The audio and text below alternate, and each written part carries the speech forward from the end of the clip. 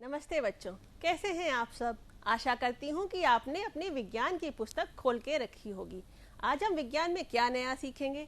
आज हम जानेंगे जंतुओं और पौधों में परिवहन, और आज हम इसके 3 में से दूसरे भाग रुधिर के घटक के बारे में पढ़ेंगे। हमारा रुधिर एक तरल पदार्थ होता है, ये हमारे परिवहन तंत्र से को बनाता है। हमने पिछली कक्षा में पढ़ा था कि हमारा परिवहन तंत्र मुख्यतः 3 घटकों से बना है। एक है हृदय, दूसरा रक्त वाहिनियां और तीसरा रुधिर। हृदय और रक्त वाहिनियों के बारे में हम पढ़ चुके हैं। आज हम रुधिर के बारे में और पढ़ेंगे। रुधिर को हम रक्त भी कहते हैं। सामान्य बोलचाल की भाषा में ही से हम क्या कहते हैं, खून। और जब भी आपको कभी चोट लगती है या गिर पड़ते हैं, कहीं कट जाता है, पिन चुभ जाती है, तो क्या निकलता है, एक तरल पदार्थ निकलता है जो लाल रंग का है, और यही लाल रंग का तरल पदार्थ है हमारा रुधिर। इसके मुख्य कार्य क्या है, ये सभी अंगों तक ऑक्सीजन और ग्लूकोज पहुंचाता है। और इसी ऑक्सीजन और ग्लूकोज से क्या होता है, इसी ऑक्सीजन और ग्लूकोज से हमको मिलती है ऊर्जा। जैसे एक आप गाड़ी के बारे में सोचिए, जैसे मोटरसाइकिल, अगर उसमें पेट्रोल ना हो तो क्या हो जाएगा, गाड़ी बंद पड़ जाएगी। उसी तरह अगर हमारे अंदर ऊर्जा ना हो तो क्या होगा, हमारा शरीर काम करना बंद कर देता है। जैसे आपने कभी अनुभव किया हो कि आप बड़ी देर तक पैर मोड़े बैठे रहे और फिर जब खड़े हुए तो कैसी झंझनाहट सी हुई। क्योंकि जब आप पैर मोड़ के बैठे थे तो आपकी रक्त वाहिनियां सिकुड़ गईं, उनमें ठीक से खून का प्रवाह नहीं हुआ। इस कारण से ऑक्सीजन कुछ अंगों तक नहीं पहुंची, जैसे कि आपके पैर की उंगली, जांग, तो वहां पर ऑक्सीजन ना मिलने की वजह से ऊर्जा की कमी हो गई। और जैसे ही आप एकदम से खड़े हुए, आपके पैर ने काम नहीं किया, तो आपको थोड़ी देर रुकना पड़ता है ताकि उस पैर के उस अंग तक ऑक्सीजन और ग्लूकोज पहुंच जाए और ऊर्जा बन जाए। तब आपका शरीर काम करने लायक होता है और आप आगे बढ़ पाते हो। और दूसरा काम है कि अंगों में जो अपशिष्ट पदार्थ और कार्बन डाइऑक्साइड है, उसको अंगों से बाहर लेके आना। अंगों तक पहुंचाना क्या है, कार्बन ऑक्सीजन और ग्लूकोज, और अंगों से लेके क्या आना है, कार्बन डाइऑक्साइड और खराब पदार्थों को। और ये शरीर के सभी अंगों से जुड़ा हुआ है। ये एक तरल पदार्थ है और सभी कोशिकाओं से जुड़ा हुआ है, तो इसको हम कहते हैं संयोजी ऊतक। संयोजी ऊतक क्या होते हैं, संयोजी मतलब जोड़ना, यानी प्लस, जोड़ कर रखना। जैसे हमारी हड्डियां पूरे शरीर को जोड़ कर रखती हैं, तो ये एक संयोजी ऊतक है। उसी प्रकार से रुधिर भी एक तरल संयोजी ऊतक है, जिसने पूरे शरीर को जोड़कर रखा है। जो रुधिर होता है वो किन जंतुओं में होता है, कुछ जंतु होते हैं कशेरुकीय जंतु, यानी वर्टिब्रेट्स। वर्टिब्रेट्स क्या होंगे, इनके अंदर ये रीढ़ की हड्डी होती है, जैसे इस चूहे में है या इस सांप में है। तो जिनमें ये रीढ़ की हड्डी होती है, जैसे चूहा, सांप, छिपकली, चिड़िया, इनके अंदर लाल रंग का खून होता है। और जो ऐसे जंतु हैं जिनमें ये हड्डी नहीं होती, यानी अकशेरुकीय जंतु, यानी इनवर्टिब्रेट्स, जैसे कॉकरोच, घेंगा, मकड़ी, इनमें ये हड्डी नहीं होती है, इनमें लाल रंग का खून नहीं होता। और जैसे एक जंतु है मच्छर। आप सोच रहे होंगे मच्छर को तो जब मैंने मारा था तो उसके अंदर से लाल रंग का खून निकला था। हाँ बच्चों, लेकिन वो खून उसके पेट में था, ना कि उसके परिवहन तंत्र में। इसलिए मच्छर के अंदर कैसा खून होगा, लाल रंग का खून नहीं होगा। तो रुधिर जो हमारा तरल रुधिर पदार्थ है, तरल पदार्थ, वो कैसे बना है, किस किस चीजों का बना है, वो 2 घटकों का बना है। एक तो है कणिका और दूसरा है प्लाज्मा। प्लाज्मा एक तरल पदार्थ है जैसे पानी, और कणिका कण के समान है, यानी जैसे बालू के कण होते हैं या पाउडर के कण, बिल्कुल बारीक से छोटे छोटे कण, ऐसे ही और छोटे कण, उनको हम क्या कहते हैं, कणिकाएं। और ये कणिकाएं क्या होती हैं, कोशिका होती है, जो पूरे शरीर में घूम रही है। इस तरल पदार्थ में। तो इसको हम कैसे जान पाए कि रुधिर के 2 भाग होते हैं? क्या करते हैं कि ये जो एक कांच की ट्यूब होती है, इसको हम कहते हैं टेस्ट ट्यूब। इस ट्यूब में हम अपने ब्लड का सैंपल देते हैं, खून का सैंपल देते हैं, यानी खून का थोड़ा सा भाग, और इस खून को हम एक मशीन में डालते हैं जिसको कहते हैं सेंट्रीफ्यूगल मशीन। ये देखिए यहाँ पर ये टेस्ट ट्यूब डाली जा रही है। सेंट्रीफ्यूगल मशीन मिक्सी की तरह होती है और ये इस तरह से गोल गोल चलती है, बहुत तेजी से इस प्रकार गोल गोल चल रही है। तो जब ये तेजी से गोल गोल घूमती है 15 मिनट, तो जैसे मक्खन और छाछ अलग हो जाती है, वैसे ही इसमें ये कणिकाएं और ये प्लाज्मा अलग हो जाता है। अगर इस टेस्ट ट्यूब को हम 100 बराबर भागों में बांट दे तो क्या होगा?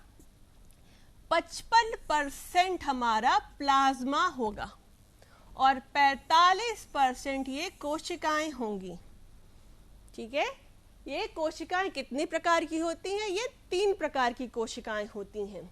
एक है लाल रुधिर कणिका, इसको इंग्लिश में आरबीसी कहते हैं।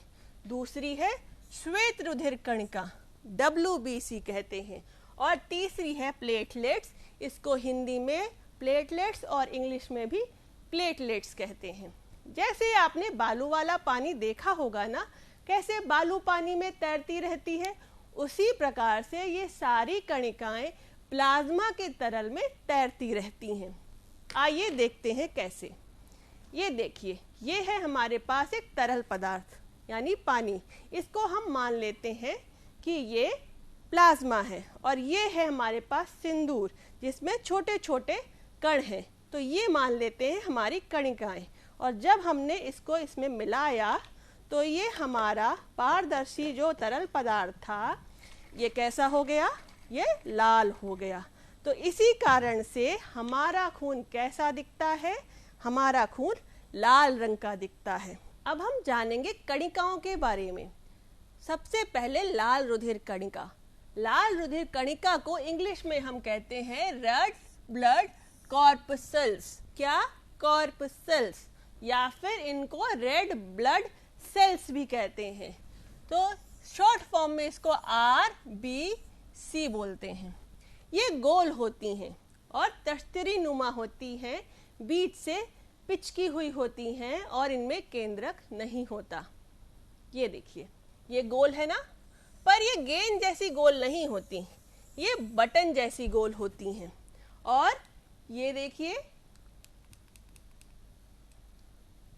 यहाँ पे ये पिचकी हुई हैं और इसमें केंद्रक नहीं। वैसे तो शरीर की सभी कोशिकाओं में केंद्रक होता है, लेकिन RBC उन कुछ कोशिकाओं में है जिनमें केंद्रक नहीं होता। ऊंट की RBC अंडाकार होती है और इसमें केंद्रक होता है। इस प्रकार की अंडाकार होती हैं, गोल नहीं होती। लाल रुधिर कणिका के अंदर एक प्रोटीन होता है जिसको हम कहते हैं हीमोग्लोबिन प्रोटीन। इस प्रोटीन की वजह से ही लाल रुधिर कणिका का रंग लाल होता है और इसका जीवन काल होता है 120 दिन यानी 4 महीने। ये 4 महीनों तक जीवित रहती है और इसका निर्माण हो रहा होता है अस्थि मज्जा में। अस्थि मज्जा मतलब जो हमारी अस्थि है यानी हड्डी है, इनके बीच का ये जो पोर्शन है, ये जो जगह है, इसको हम कहते हैं मज्जा। इंग्लिश में इसे हम बोन मैरो कहते हैं। इसी बोन मैरो में यहाँ पर RBC का निर्माण होता है। भ्रूण में ये यकृत और प्लीहा में होता है। भ्रूण का अर्थ है वह बच्चा जो माँ के पेट में है। तो उसमें कहाँ RBC बन रही है? उसमें यकृत यानी लिवर में बन रही हैं और प्लीहा यानी स्प्लीन में बन रही हैं। RBC के बाद जो दूसरी मुख्य कणिका है उसको कहते हैं श्वेत रुधिर कणिका यानी व्हाइट ब्लड कॉर्पसल्स, WBC। ये RBC के मुकाबले बड़ी होती हैं और इनमें कोई विशेष रंग नहीं होता। ये 5 प्रकार की होती हैं और इनमें केंद्रक होता है। जैसे RBC में केंद्रक नहीं था ना, लेकिन इनमें केंद्रक होता है, पर केंद्रक कैसा है? बटा हुआ सा है। ये देखिए, ये 5 प्रकार की WBC, और ये देखिए ये केंद्रक कैसा है? बटा हुआ सा, ये आपस में जुड़ा है। यहाँ देखिए ये भी ऐसा बटा हुआ सा केंद्रक है। इसी प्रकार से ये केंद्रक यहाँ पर भी बटा हुआ है। और ये देखिए ये कैसी हैं? पारदर्शी हैं और इनका कोई विशेष आकार नहीं है। श्वेत रुधिर कणिका का निर्माण प्लीहा में होता है। प्लीहा यानी स्प्लीन। कहाँ होता है ये प्लीहा? ये प्लीहा हमारे शरीर में पेट के पीछे यहाँ ये स्प्लीन होता है। इसी स्प्लीन में ये RBC WBC बनती हैं और ये 1 से 4 दिन ही जीवित रहती हैं। इनका काम है प्रतिरक्षण करना, मतलब हमारे शरीर की रक्षा करना। हमारे शरीर में जब कोई परजीवी यानी जो जीव हमारे शरीर में नहीं रहना चाहिए, जैसे बैक्टीरिया, वायरस, अभी कैसा वायरस चल रहा है? कोरोना वायरस, तो ये जीवों को हमारे शरीर में नहीं रहना चाहिए, तो इन जीवों को कहते हैं परजीवी। ऐसे जीव जब हमारे शरीर के अंदर आते हैं तो बहुत सारी RBC मिलकर एक सेना की तरह इन सबसे लड़ती हैं और तब तक लड़ती रहती हैं जब तक हमारा शरीर द्वारा स्वस्थ नहीं हो जाता। और ये दूसरा इनका काम है खून की सफाई। जब कोई कोशिका, कोई कणिका खून में खराब हो जाती है, उसकी मृत्यु हो जाती है, तो ये क्या करती हैं? उसको घेर कर खा लेती हैं और इनका आकार बदलता रहता है, एक अमीबा की तरह। यहाँ देखिए ये आकार बदल रहा है ना इनका, ये अमीबा की तरह जब चाहे अपना आकार बदल लेती हैं। तो इसका फायदा क्या होता है? इसका फायदा ये है कि ये किसी भी छोटी से छोटी जगह पे आराम से घुस जाती हैं और किसी भी परजीवी को या मृत कोशिका को ऐसे खा लेती हैं। इस प्रकार से अपने शरीर के अंदर उसको लेकर खा लेती हैं। तो ये सफाई का भी काम करती हैं। इसके बाद आता है तीसरी कणिका, रुधिर प्लेटलेट्स। बच्चों, जब किसी शब्द के पीछे लेट्स शब्द लगता है तो इसका अर्थ है छोटा, जैसे बुकलेट। बुकलेट में क्या है? बुक के पीछे लगा है लेट शब्द, यानी छोटी किताब। इसी प्रकार से एक शब्द है पिगलेट। पिग का मतलब क्या है? सुअर, और पिगलेट का मतलब सुअर का बच्चा, यानी छोटा पिग। और ये प्लेटलेट जो हैं वो दोनों तरफ से उठी हुई होती हैं, इस प्रकार जैसे एक परवल होता है। और ये बहुत छोटी होती हैं, RBC से भी छोटी होंगी और WBC से भी छोटी होंगी। यहाँ पे ये देखिए उभयोत्तर, दोनों तरफ उठी हुई, ऐसे ये नीचे की तरफ भी उठी हुई होगी। पर चोट लगने पर ये क्या करती हैं? अपना आकार बदल देती हैं और इनमें ये इस तरह से रेशे निकल आते हैं। इनका क्या काम होगा हम बस थोड़ी देर में देखेंगे। ये प्लेटलेट्स भी RBC की तरह केंद्रक विहीन होती है, यानी इनमें केंद्रक नहीं होता है। इनका जीवन काल मात्र 8 से 10 दिन है और इनका निर्माण भी RBC की तरह अस्थि मज्जा यानी बोन मैरो में हो रहा होता है। इनका मुख्य कार्य क्या है? रुधिर का थक्का जमाना। आपने ध्यान दिया होगा जब आपको चोट लगती है तो खून निकलता है, दर्द होता है, थोड़ी देर बाद क्या होता है? खून गाढ़ा हो जाता है और उस जगह थोड़े टाइम बाद, थोड़े दिनों बाद पपड़ी बन जाती है और फिर से हमारी खाल आ जाती है। तो खून का ये गाढ़ा होना क्या कहलाता है? थक्का। और ये कौन करता है इसको जमाने का काम? ये प्लेटलेट्स का काम है। ये देखिए यहाँ क्या हो रहा है? ये हमारी वाहिनी है, यानी नलिका है जिसमें खून बह रहा है।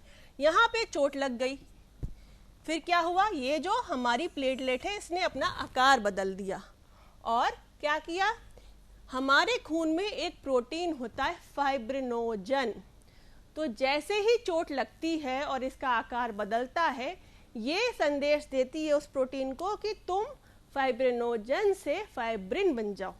तो जैसे ही फाइब्रिनोजन फाइब्रिन बनता है, इस प्रकार के छोटे छोटे रेशे खून में जहाँ चोट लगी है वहाँ बनने लगते हैं और ये रेशे फिर उस चोट वाली जगह पे पहुँच जाते हैं। उससे क्या होता है कि जितनी भी कणिकाएं हैं जो खून के माध्यम से उस रास्ते जहाँ छिल गया था बाहर बह रही हैं, वो इन रेशों में फंस जाती हैं और फंस जाती हैं तो आपने देखा होगा चोट लगने के बाद थोड़ा सा खून गाढ़ा हुआ ना, वो इसी वजह से होता है। और फिर फंसने के बाद थोड़े समय बाद उसमें एक पीला सा चिपचिपा पदार्थ निकलता है। अगर आप उसको छुएंगे तो आप देखेंगे हल्का सा चिपचिप सा कर रहा है, तो वो उसको हम कहते हैं सीरम। थोड़े समय बाद क्या होगा, यहाँ पर ये पपड़ी बन जाएगी और ये सूख जाएगा और हमारी इस नलिका से जहाँ अभी छेद हुआ था उससे खून बहना बंद हो जाएगा। लेकिन क्या होता है, एक बीमारी है डेंगू बुखार जो कि मच्छर के काटने से होती है। उसमें क्या होता है, प्लेटलेट्स कम हो जाती हैं। आपने घरों में अक्सर सुना होगा कि कोई कहता है वो बीमार है और उनके अंदर प्लेट्स कम हो गई, तो आपने सोचा होगा क्या शरीर के अंदर प्लेट्स होती हैं? प्लेट्स का मतलब वहाँ पर प्लेटलेट से ही है। ये बहुत बारीक कण हैं, बहुत ही बारीक कण होते हैं जो कि डेंगू के बुखार में कम हो जाते हैं। अगर प्लेटलेट्स कम हो रही हैं तो इसका क्या प्रभाव पड़ेगा?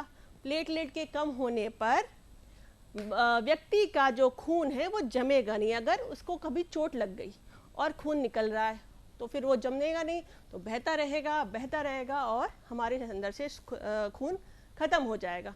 जैसे कि कभी टंकी में पानी भरा हो और हमारे किसी पाइप में लीकेज हो तो टंकी का पानी खत्म हो जाता है ना, बिल्कुल उसी तरह से ये हमारे शरीर का लीकेज है, हो जाएगा और धीरे धीरे खून समाप्त हो जाएगा।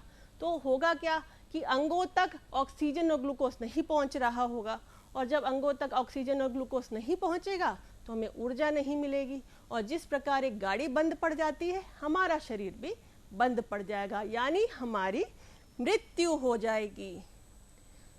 तो अगर हमें कोई बीमारी है, जैसे कि हमें लग रहा है कि थकान हो रही है या फिर हमें चक्कर आ रहे हैं, तो हम डॉक्टर के पास गए। डॉक्टर ने क्या कहा कि अपने खून की जांच कराओ।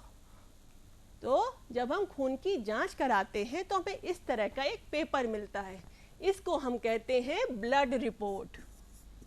क्या बोलेंगे? Blood report. इसको हम हीमेटोलॉजी रिपोर्ट भी या पैथोलॉजी रिपोर्ट भी कहते हैं। हो सकता है इस तरह का पेपर आपने अपने घर में देखा हो। सबसे ऊपर यहाँ नाम और रोगी के पते के बारे में, वो कितने एज का है, ये सब लिखा होता है, और नीचे यहाँ पर रिजल्ट लिखे होते हैं। तो इस रिपोर्ट को कैसे पढ़ते हैं ये देखिए। सबसे ऊपर है ये हीमोग्लोबिन, यही वो प्रोटीन है जो खून को लाल रंग दे रही थी। इसके नीचे ये क्या है? टीएलसी। टीएलसी का मतलब है हमारी WBC। ये देखिए 5 प्रकार की हैं, 1 2 3 4 5, और इसके नीचे ये है RBC और ये है प्लेटलेट्स। यहाँ पर हमारे जो मरीज है उसके कितना संख्या है ये दे रखी है, और यहाँ पर दे रखा है कि कितना होना चाहिए। अगर हम तुलना करें तो 1 घन mm रक्त में, यानी कि राई के बराबर रक्त में 55 से 45 लाख तक RBC होती हैं, 2 से 5 लाख तक प्लेटलेट्स होती हैं, और 9 से 5,000 तक WBC होती हैं। चलिए देखते हैं किस प्रकार से।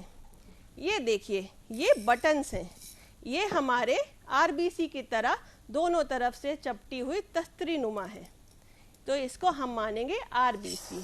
और ये है प्लेटलेट्स, ये भी तस्तरी नुमा चपटी हुई है, इसको हमने इसमें डाला,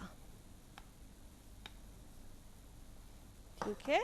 और ये है 5 प्रकार की हमारी WBC। ये क्या है? ये है प्लाज्मा। इसको हमने इसके अंदर इस प्रकार से डाल दिया।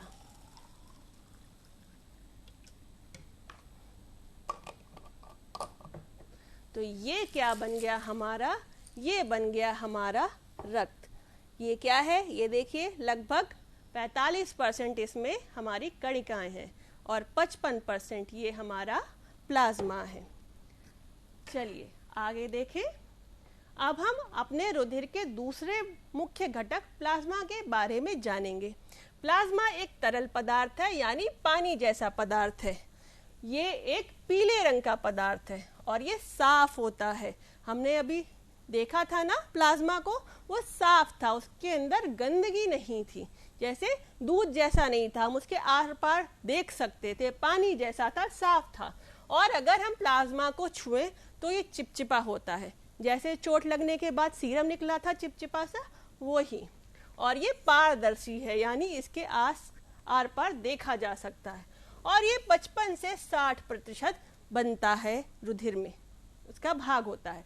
इसका मतलब क्या हुआ कि अगर इस टेस्ट ट्यूब को हम 100 भागों में डिवाइड कर दें तो ये जो ऊपर के ये 55 भाग हैं, ये क्या होंगे, प्लाज्मा, और नीचे के ये 45% और ये सफेद पट्टी भी, ये 45% क्या होंगी, कणिका। तो अगर इसको हम देखें प्लाज्मा को तो क्या दिखता है कि इसमें 90%, यानी अगर अब इसके 100 भाग किए जाएं तो 90 भाग क्या होगा, सिर्फ जल है, यानी पानी है, और ऊपर के 10% अन्य पदार्थ हैं। अन्य पदार्थों में क्या क्या है, कार्बनिक पदार्थ। कार्बनिक पदार्थ ऐसे पदार्थ होते हैं जिसमें कार्बन तत्व होता है। तो ये पदार्थ कौन से होंगे, प्रोटीन, ग्लूकोज, वसा अम्ल, हार्मोन्स।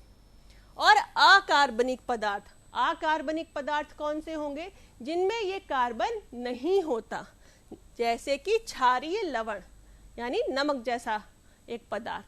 इस क्षारीय लवण की वजह से ही हमारा खून क्षारीय होता है। ये देखिए हमारे खून का बहाव, ये जो है ये हमारी नलिका, ये है आरबीसी, ये दोनों तरफ से चपटी हुई है। ये है हमारी प्लेटलेट, ये दोनों तरफ से उठी हुई है। और ये आ गई डब्ल्यूबीसी, ये यहाँ पर गोल दिखाई गई है, ओए की प्रकार की दिखाई गई है, पर ये 5 प्रकार की होती है। और ये है पीले रंग का प्लाज्मा। तो पीले रंग के प्लाज्मा में ये सारी कणिका इसी प्रकार से तैर रही हैं। अब हम जानते हैं कि पूरे रुधिर की जो घटक हैं, 4 मुख्य घटक हो गए, कौन कौन से, एक है प्लाज्मा, एक है आरबीसी, एक डब्ल्यूबीसी और प्लेटलेट। 1 2 3 4। तो इनके काम क्या क्या होते हैं एक बार हम पूरा देख लेंगे। प्लाज्मा क्या है, एक तरल पदार्थ है जो नली में बह रहा है और इनमें ये कणिकाएं बह रही हैं, यानी ये बहने में कणिकाओं को मदद कर रहा है। आरबीसी क्या है, आरबीसी एक गाड़ी की तरह है जो ऑक्सीजन को ले जाती है और कार्बन डाइऑक्साइड को वापस लेकर आती है। कहाँ ले जाती है, ये अंगों से कार्बन डाइऑक्साइड को लेती है और हृदय तक ले जाती है, और हृदय से ऑक्सीजन फेफड़ों से ऑक्सीजन मिलती है, और ये ऑक्सीजन वापस हृदय में आती है, और हृदय से वापस ऑक्सीजन युक्त आरबीसी अंगों तक पहुंचती है। तो ये गाड़ी की तरह काम कर रही है, जिसमें हृदय फेफड़ों में ऑक्सीजन इस गाड़ी पे बैठती है और वापस अंगों तक जाती है। फिर अंगों में ऑक्सीजन उस जगह उतर जाती है और अंगों से कार्बन डाइऑक्साइड वापस इस गाड़ी में बैठती है और यहाँ से फेफड़ों तक पहुंच जाती है। इसके बाद है डब्ल्यूबीसी। डब्ल्यूबीसी का मुख्य काम है लड़ाई करना। हमारे अगर शरीर में कोई परजीवी घुस गया तो ये सब मिलकर उस परजीवी को मारती हैं। जैसे मान लीजिए हमारे शरीर में कोरोना वायरस है, ये कोरोना वायरस है इस तरह का, और ये शरीर में घुसा हुआ है। तो अब शरीर जब तक स्वस्थ नहीं होगा तब तक कितने दिनों तक, जैसे 14 दिन कहते हैं ना, 14 दिन आपको ठीक करने में लगेंगे कोरोना से, तो 14 दिनों तक ये आरबीसी इसको घेर के रखेंगी। ऐसा एक वायरस नहीं होगा, बहुत सारे वायरस होंगे। तो क्या करेंगे, इस तरह से देखो एक आरबीसी बड़ा बना के दिखाते हैं और ये वायरस है, तो ये क्या करेगी, धीरे धीरे इसको चारों तरफ से ऐसे घेरेगी, फिर और घेरेगी और इस तरह से इसको अपने शरीर के अंदर ले लेगी और उसके बाद में इसको मार डालेगी। इस प्रकार से ये शरीर के हर एक वायरस को या बैक्टीरिया को भक्षण करती है, उसको खा लेती है। उसके बाद है प्लेटलेट। प्लेटलेट क्या करती है, अगर हमारी नली जिसमें खून बह रहा है यानी वाहिनी, ये कहीं से कट जाए यानी ऐसे, और यहाँ से खून बहने लगे बाहर की ओर, तो प्लेटलेट क्या करेगी, यहाँ आ जाएगी और रुधिर का थक्का जमा लेगी, तो इस वाहिनी को सील कर देती, इस लीकेज को सील कर देती है। ये तीनों के कार्य हैं। चलिए बच्चों, आज का हमारा अध्याय यहीं समाप्त होता है।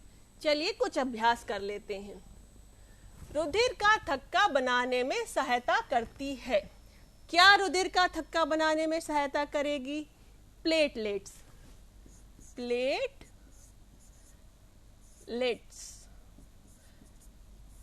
प्लेटलेट्स इसलिए कह रहे हैं क्योंकि लेट्स में प्लूरल होता है, बहुवचन हो जाता है, एक नहीं कर रही, बहुत सारी कणिकाएं मिलकर काम कर रही, इसलिए प्लेटलेट्स। रुधिर का लाल रंग वर्णक के कारण होता है। हमने पढ़ा था किस कारण से रुधिर का लाल रंग है? हीमोग्लोबिन की वजह से। अभी हमने रिपोर्ट में भी इसे देखा था ना, HB। मनुष्य की आरबीसी में केंद्रक क्या होता है? मनुष्य की आरबीसी में केंद्रक था या नहीं? नहीं था, तो केंद्रक विहीन है। और किसमें केंद्रक नहीं था? प्लेटलेट्स में भी केंद्रक नहीं था।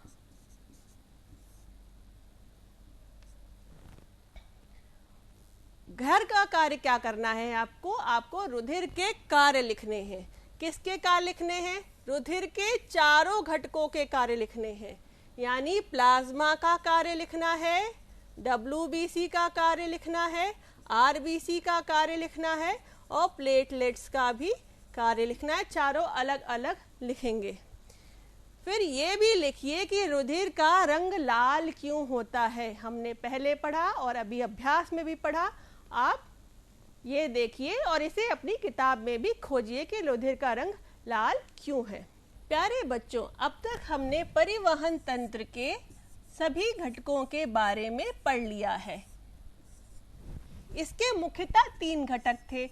पहला था हृदय, जिसका काम था पंप करना। यह खून को ऊपर से नीचे और नीचे से ऊपर पंप कर रहा था। दूसरा हमारा घटक था वाहिनी। वाहिनी 3 प्रकार की थी।